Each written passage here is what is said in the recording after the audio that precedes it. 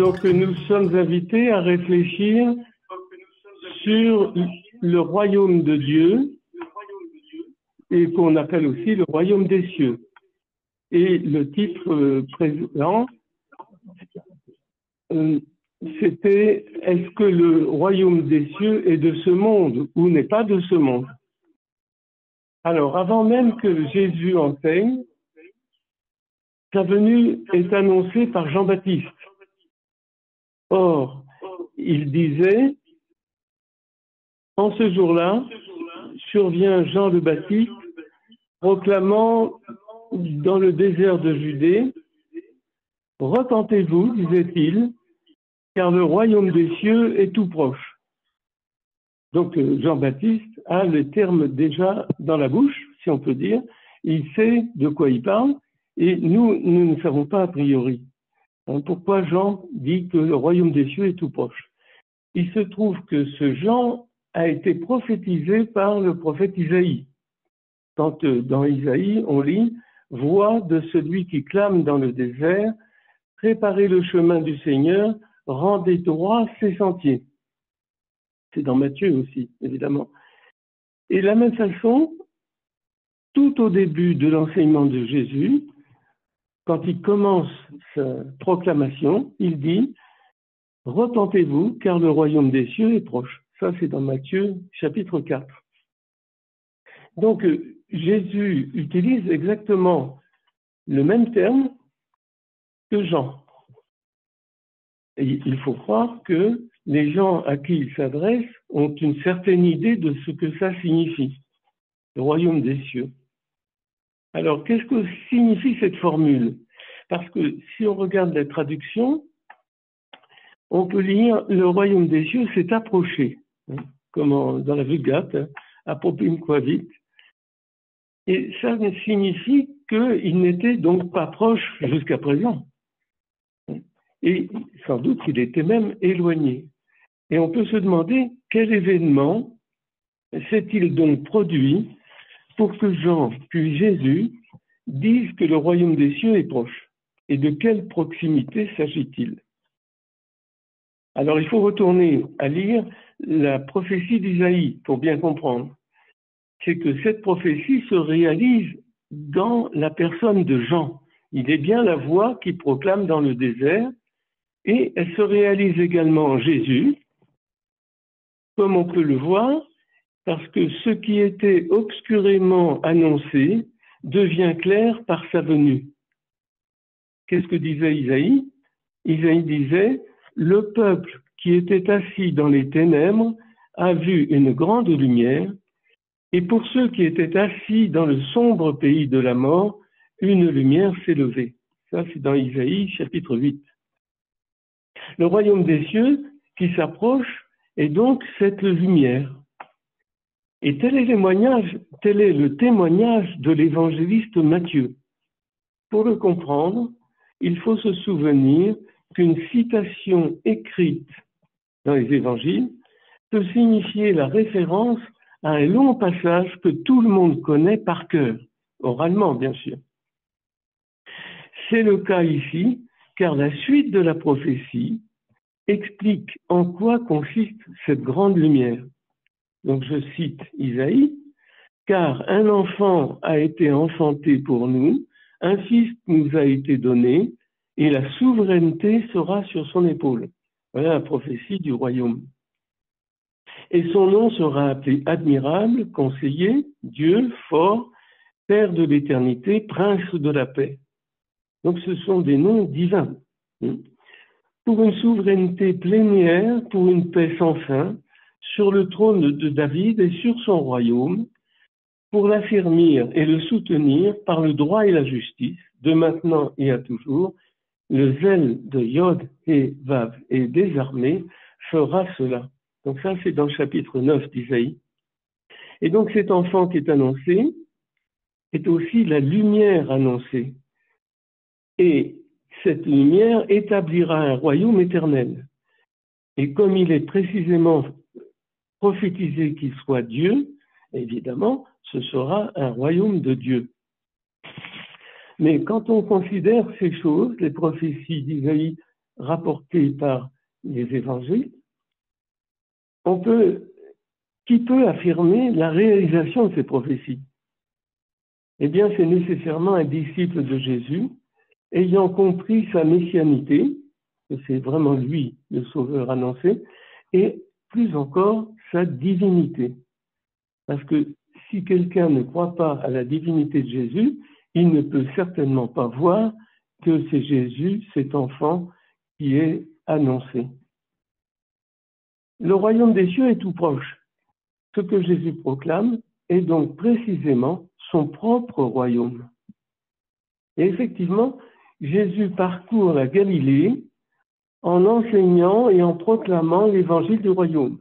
C'est ce que dit Matthieu 4, 23. Il proclame la bonne nouvelle du royaume. Alors, c'est souvent traduit l'évangile du royaume. Alors, l'évangile, pour nous, ça a un contenu, mais c'est la bonne nouvelle que le royaume est là. C'est annoncer vraiment que Jésus vient établir ce royaume. Aussi faut-il savoir en quoi consiste ce royaume, et on peut en trouver un premier contenu dans le discours inaugural de Jésus et qui en précise la nature. C'est ce qu'on appelle le discours des béatitudes. Jésus s'adresse à ses disciples qu'il a choisis, vous savez, il y en a 6 et même 12 hein, à ce moment-là, et ça commence par « Grand bien aux pauvres dans le souffle, car le royaume des cieux est à eux ». On traduit habituellement « Heureux les pauvres en esprit, car le royaume des cieux est à eux ». Donc le royaume des cieux, c'est quelque chose qui peut être possédé par des gens qui seraient pauvres en esprit ou pauvres de souffle. Alors, il faut savoir ce que ça signifie. Tout le discours des béatitudes enseigne précisément que Jésus est le Messie attendu. Parce que nous, on voit d'abord les qualités intérieures de pauvreté, d'humilité, de don, de la justice, etc. Et on en fait un discours de morale. Alors, quand on analyse la référence dans l'Ancien Testament à chaque béatitude, on voit que c'est l'annonce de la messianité de Jésus. Donc il dit explicitement, pour des gens qui comprennent l'Écriture, évidemment, qui connaissent les Écritures, il dit explicitement qu'il est le Sauveur. Parce qu'on se demande quand il l'a dit, mais il l'a dit dès le début. Cela, d'ailleurs, devait rester incompréhensible pour ceux qui attendaient la venue d'un roi d'Israël politique, dont on n'aurait pas pu dire, d'ailleurs, comme dans la prophétie d'Isaïe, que son royaume serait éternel. N'importe quel sauveur humain, purement humain, rétablissant le royaume d'Israël, comme ça va être une attente des disciples jusqu'au bout, ne peuvent pas croire alors à la divinité de Jésus. Mais les évangiles ont été écrits après la grande conversion des disciples. Donc le royaume des cieux est par définition quelque chose qui regarde le ciel, qui est céleste. Mais rien n'empêche qu'il se réalise en ce monde, puisque Jésus est précisément l'incarnation du Verbe en ce monde. Cependant, même en ce monde, le royaume céleste réalisé n'est pas de ce monde. Et c'est ce qu'on va explorer. Et il nous faut un petit outil exégétique, pas difficile, mais il faut bien comprendre. Il convient de rappeler la différence enseignée dans toutes les Écritures entre ce que c'est le monde-ci, ce monde-ci, Haolam Hazé en hébreu, et le monde venant, Haolam Haba, le monde qui vient. Et comme on traduit habituellement Haolam Haba par le monde à venir, on comprend implicitement un avènement du royaume dans le futur de ce monde. Et notre expérience et notre perception du temps se manifestent par la perception d'un avant et d'un après. Comme en hébreu, on conjugue les verbes selon l'accompli et l'inaccompli, mais dans nos langues, selon le passé, le présent, le futur. Évidemment, tout ce qu'on dit de futur en fait, appartient à ce monde-ci. Demain, il va pleuvoir, ça appartient à ce monde-ci. C'est un futur. Et il devient impossible de comprendre en quoi consiste un monde qui vient. Donc, on fait sauter ici un contresens habituel et on va pouvoir continuer et comprendre. Effectivement, la venue du Messie était attendue comme un événement futur, relativement au temps de ce monde. Et c'est ce qui s'est produit il y a quelques 2000 ans. Mais le caractère historique de l'événement peut en cacher la nature divine. Non seulement le Messie appartient à un peuple, à une histoire, à une langue, mais il est la manifestation en ce monde-ci de la divinité. Or, la divinité est créatrice et maîtresse du temps. Donc, si la divinité s'incarne et la chair assumée est temporelle, mais la divinité ne cesse pas d'être éternelle et indépendante du temps. Le royaume des cieux annoncé se présente dans le temps de ce monde-ci en la personne de Jésus.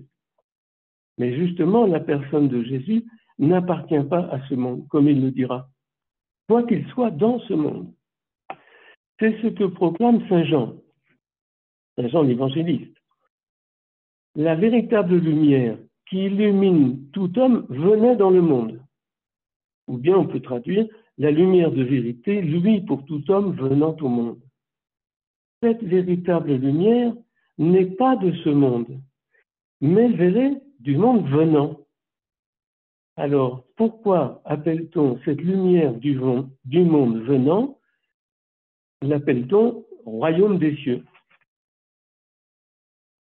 Eh bien, il faut faire un petit détour pour comprendre d'abord ce que c'est qu'un royaume, tout simplement.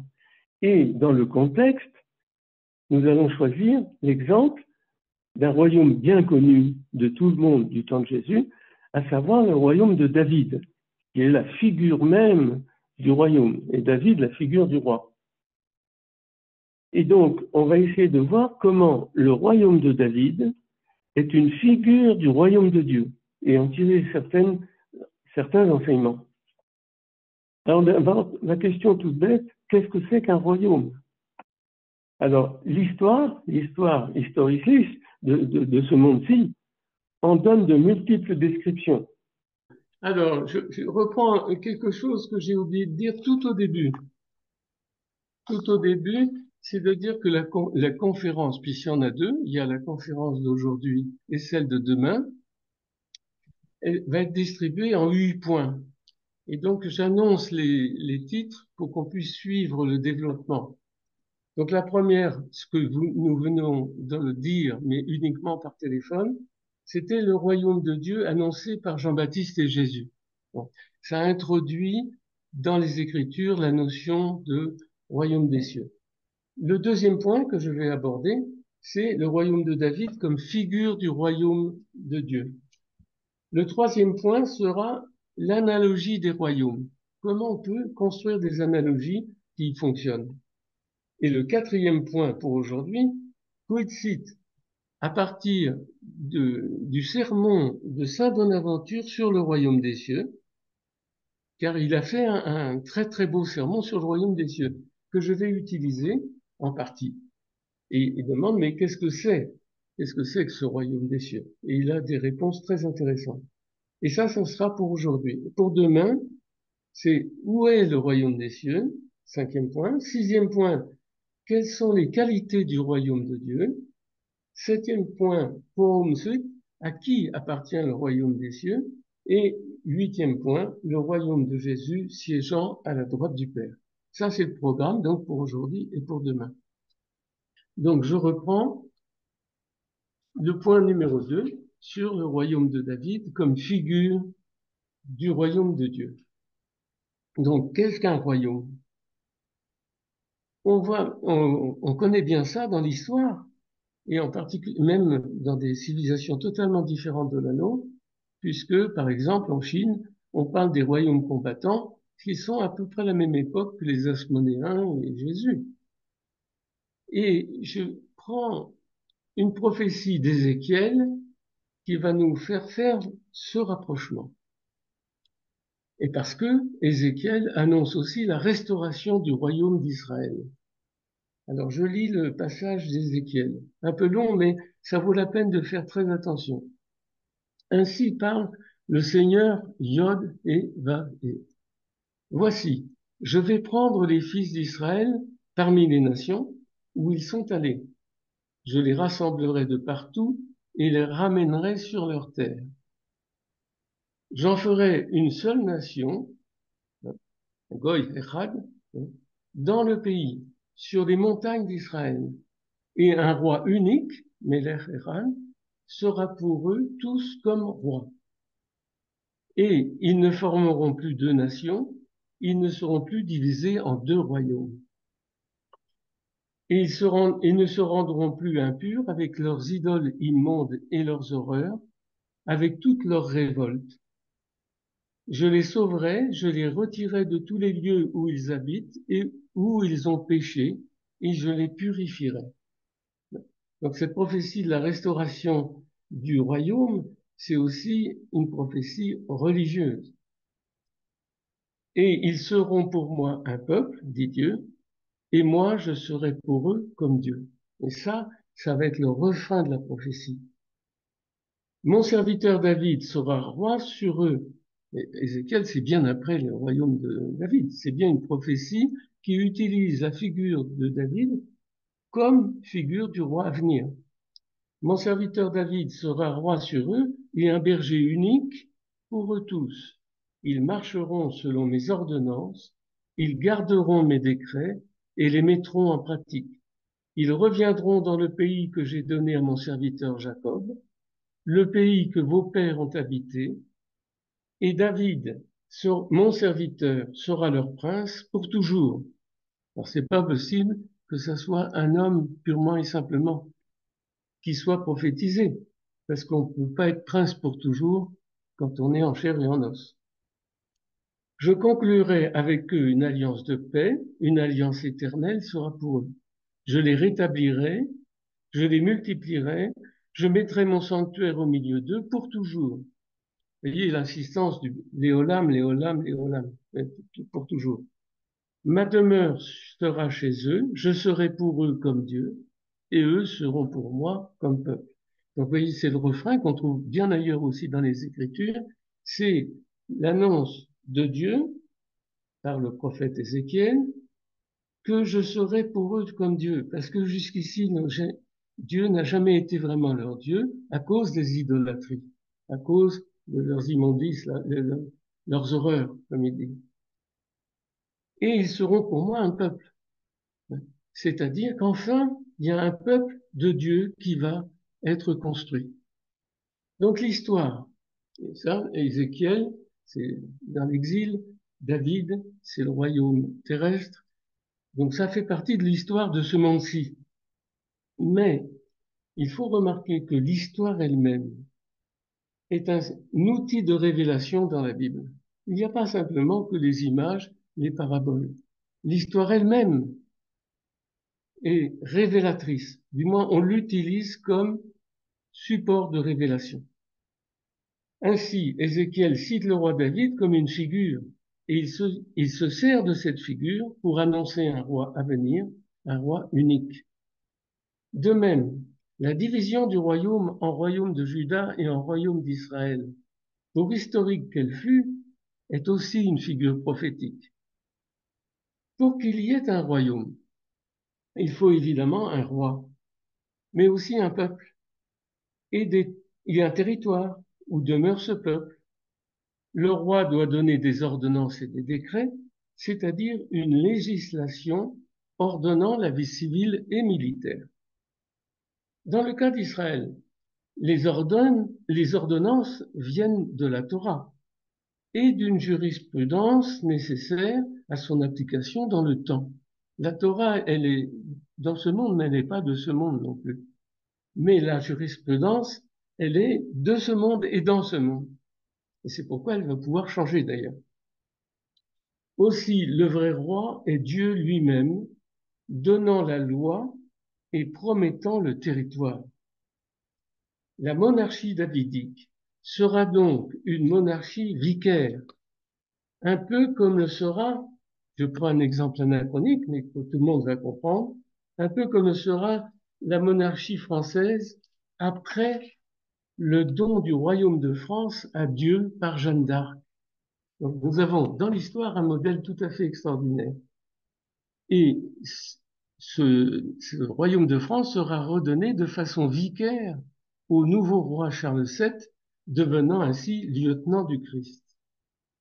Alors c'est intéressant, si vous avez la patience, je vous lis le texte de la triple donation du royaume de France qui est raconté dans le Breviarium Historiale, texte rédigé peu après, au cours de l'été 1429, et qui est consultable actuellement à la Bibliothèque Vaticane. Ça, c'est pour. Et alors, voici le compte-rendu. Johann dit à Charles, Sire, me promettez-vous de me donner ce que je vous demanderai? Le roi hésite, puis consent. Sire, donnez-moi votre royaume. Le roi, stupéfait, hésite de nouveau, mais tenu par sa promesse et subjugué par l'ascendant surnaturel de la jeune fille, il dit, Johann, je vous donne mon royaume. Après quoi, voyant celui-ci tout interdit et embarrassé de ce qu'il avait fait, il dit de lui-même, voici le plus pauvre chevalier de France, il n'a plus rien. Mais cela suffit pas. La pucelle exige qu'un acte notarié en soit solennellement dressé et signé par les 4 secrétaires du roi.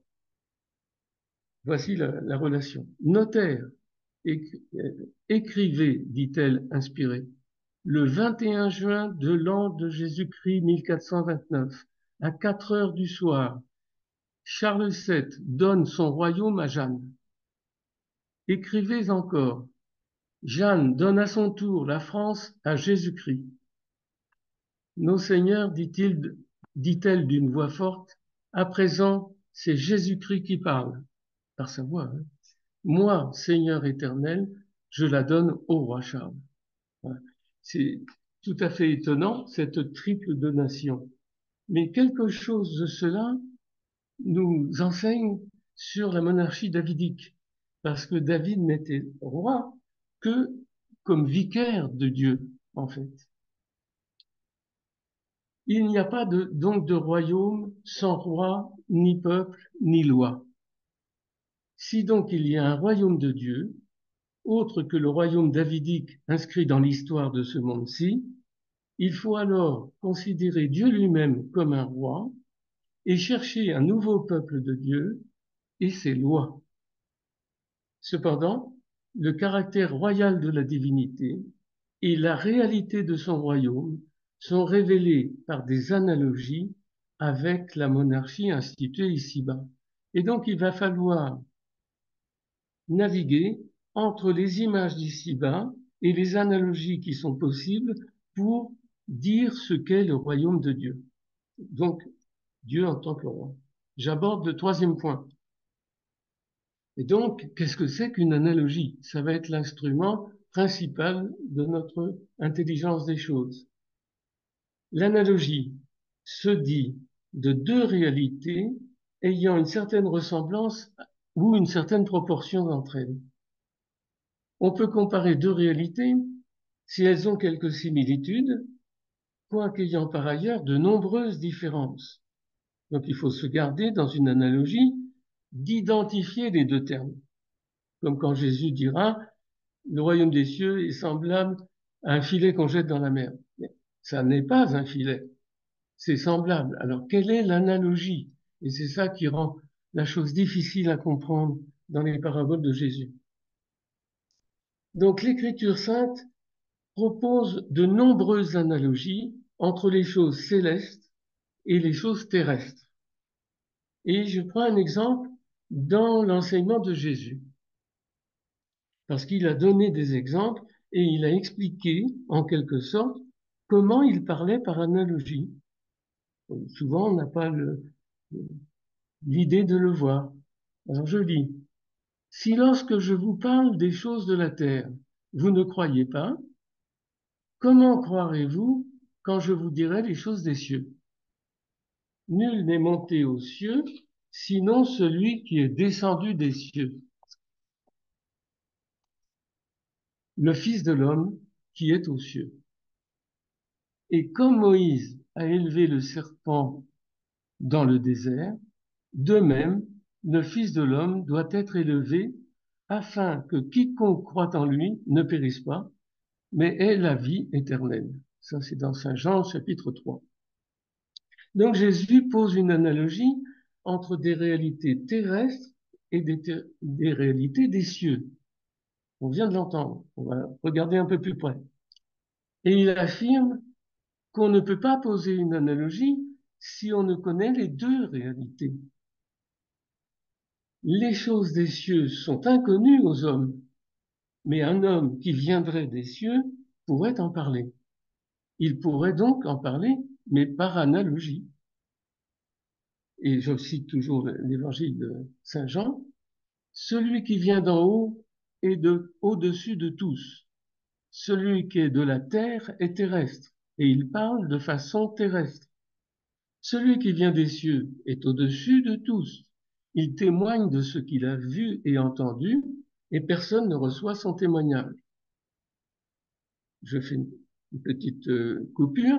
Celui que Dieu a envoyé parle en effet le langage de Dieu, car Dieu ne donne pas l'esprit avec mesure, comme aujourd'hui pour la chose de la Pentecôte. Et donc, pour faire comprendre ce qu'est une analogie, il donne un exemple sous une forme canonique de la comparaison. Comme Moïse a élevé le serpent, de même, le Fils de l'homme doit être élevé. Alors, le comme de même, hein, ainsi, c'est la forme canonique de la comparaison, de l'analogie. Eh bien, c'est une révélation de dire qu'on peut parler par analogie du royaume des cieux, sauf qu'il faut connaître les deux réalités pour pouvoir en parler. Et donc, nous, on ne peut pas en parler directement. On ne peut même rien imaginer. On ne peut que recevoir par révélation, par quelqu'un qui serait des cieux et qui parlerait un langage terrestre à la fois. Et en mariant ces deux langages, nous révéler de quoi il s'agit. Mais on suppose immédiatement qu'il va falloir faire le travail inverse. On reçoit un langage des cieux, mais par analogie d'un royaume, d'un langage terrestre.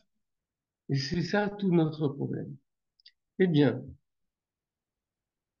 comme les hommes, avec leur expérience de ce monde-ci, ne peuvent affirmer aucune analogie sur les cieux, Jésus se sert d'un exemple historique, justement, pour poser la forme de l'analogie.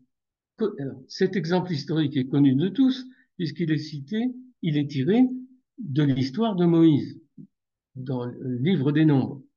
Si quelqu'un regardait vers le serpent de bronze, fait par Moïse, hein, c'est Narash Nérochette, hein, élevé sur une hampe, alors il vivait, quoique mordu par un serpent dans le désert, serpent qui était envoyé au demeurant par Dieu lui-même pour châtier une erreur.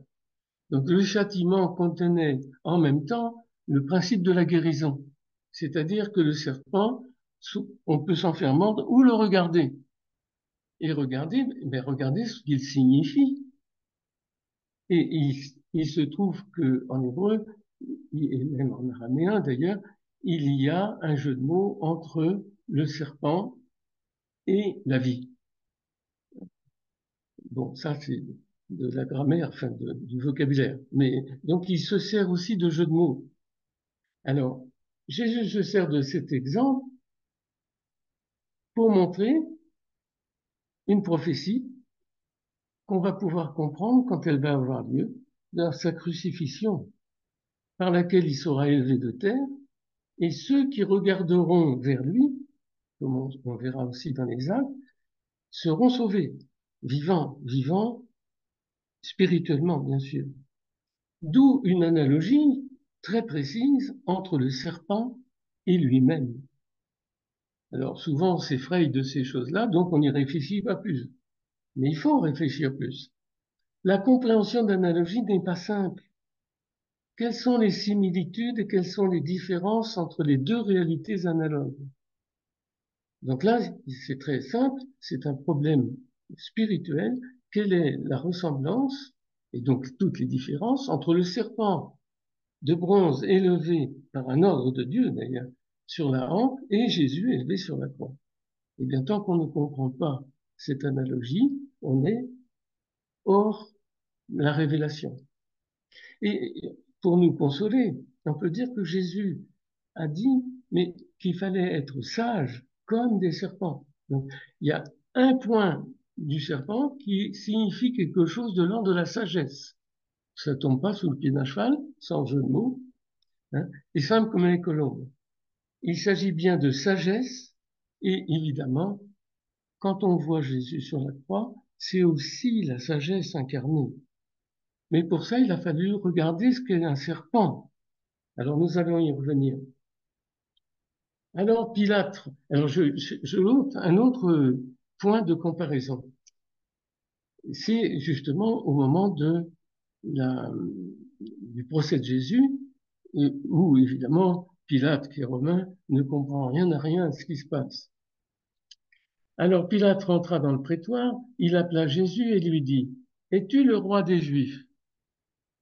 Jésus lui demanda, dis-tu cela de toi-même ou bien d'autres te l'ont dit à mon sujet? Pilate répondit, est-ce que je suis juif, moi? Alors c'est ce que tout le monde peut répondre, parce que nous, on n'étudie pas assez les Écritures, parce qu'on n'est pas juif. Alors l'Ancien Testament, mais il faut l'étudier jour et nuit. Ta nation et les grands prêtres t'ont livré à moi, qu'as-tu donc fait? Jésus répondit, ma royauté n'est pas de ce monde. Voilà, c'est le titre de cette conférence. Si ma royauté était de ce monde, j'aurais des gardes qui se seraient battus pour que je ne sois pas livré aux Juifs. En fait, ma royauté n'est pas d'ici. Pilate lui dit, alors tu es roi. Il comprend pas. Et Jésus lui répond, mais c'est toi-même qui dis que je suis roi. Moi, je suis né, je suis venu dans le monde pour ceci, rendre témoignage à la vérité. Quiconque appartient à la vérité écoute ma voix. Ça, c'est Saint Jean, chapitre 18. Donc Jésus affirme clairement que son royaume n'est pas de ce monde. Sa royauté est donc du monde venant, dont cependant il témoigne en ce monde-ci. Et quelle est la forme de son témoignage? Précisément le témoignage à la vérité. Donc nous ne comprendrons rien à ce que c'est que le royaume des cieux si nous n'entrons pas dans l'écoute et la compréhension de la vérité qu'il vient annoncer. Ce témoignage de la vérité ne peut être reçu que par des disciples. Pourquoi? Parce que des disciples, ils sont disposés à apprendre et même à changer même ce qu'ils croyaient depuis toujours. Et c'est ce que souligne Saint Bonaventure. Et là, j'introduis un sermon de Saint Bonaventure, de 1200 et quelques, hein, qu'il a fait sur le royaume des cieux. Alors, je le cite. Mais parce qu'il nous a dit et qu'il nous a été donné de connaître le mystère du royaume de Dieu, donc il s'agit toujours du royaume de Dieu, tandis que pour tous les autres, c'est en parabole, c'est en comparaison, pour qu'en voyant, ils ne voient pas, qu'en entendant, ils ne comprennent pas, comme dit le chapitre 8 de Luc. Alors, c'est toujours du Bonaventure, parce qu'aucune analogie ne donne une bonne connaissance des choses si on n'a pas d'abord la connaissance des choses elles-mêmes. De même que je ne peux pas savoir si Pierre ressemble à Paul si je ne les connais pas d'abord tous les deux. Pour toutes ces raisons, il faut voir les aspects du royaume des cieux en lui-même, et ensuite seulement comment les analogies conviennent à le représenter. Ça, c'est dans Saint Bonaventure, dans son sermon, le royaume de Dieu, décrit par les paraboles évangéliques, traduction de Bernard Verten, 2024. Il vient de le traduire. Et donc, seul Jésus, si on en croit Bonaventure, mais je l'ai dit un peu avant, seul Jésus peut donc donner la connaissance du royaume des cieux, parce que précisément, il descend des cieux. Donc, quand il nous dit qu'il descend des cieux, c'est capital, parce que ça autorise tout ce qu'il dit du royaume des cieux. Si nous ne croyons pas qu'il descend des cieux, bien, tout ce qu'il dit n'a pas de sens. Il peut donner donc les analogies propres à faire connaître ce royaume en ce monde et la réalité du royaume du monde à venir céleste. Donc, vous voyez là, tout est placé pour qu'on comprenne. En second lieu, les disciples de Jésus, ayant compris ces paroles, peuvent également transmettre quelque chose à propos du royaume des cieux. Parce qu'eux, ils ne descendent pas des cieux, mais ils ont reçu l'enseignement de celui qui vient des cieux. Il faut donc, toujours Saint Bonaventure, voir en premier lieu ce qu'est le royaume. Alors, bizarrement, enfin, moi j'ai trouvé ça bizarre, mais profond, Bonaventure va chercher ce qu'en dit Saint Paul. L'apôtre, comme il nous dit, au chapitre 14 de l'Épître aux Romains, dit ce qu'est le royaume de Dieu. Le royaume de Dieu n'est ni nourriture ni boisson, mais il est justice, paix et joie dans l'Esprit Saint.